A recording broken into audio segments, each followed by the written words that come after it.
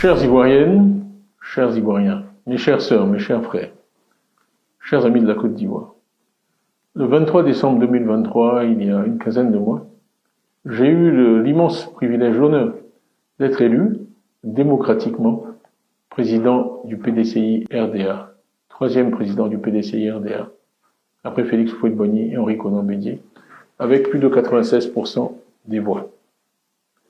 Depuis cette élection, et même avant, je me suis attaché, vous m'avez vu partout, à travailler sans relâche, à sillonner notre pays.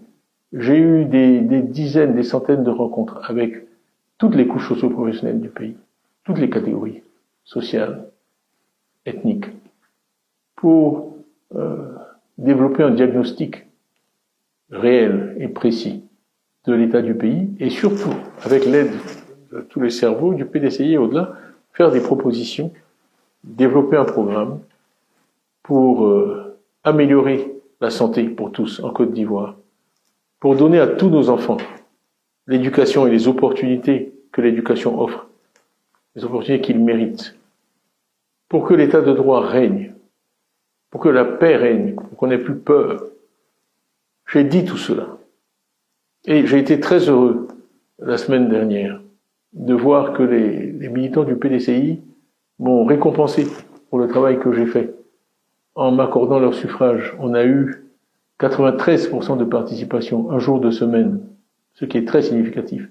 Et surtout, j'ai été désigné comme candidat du PDCI à l'élection présidentielle avec un score de 99,5%, supérieur même aux 96% que j'avais obtenu auparavant. Et je ne vous cacherai pas que vraiment cela m'a fait très plaisir. Par ailleurs, j'ai eu l'honneur aussi d'être désigné par les présidents des partis d'opposition, de 25 partis d'opposition, comprenant Madame Simone Gbagbo, ancienne première dame de Côte d'Ivoire, M. Afine Guessan, ancien Premier ministre, M. Blé Goudé, ancien ministre, et beaucoup d'autres, comme coordinateur de cette plateforme que nous avons nommée Coalition pour une alternance pacifique en Côte d'Ivoire, ce qui pour nous est très important.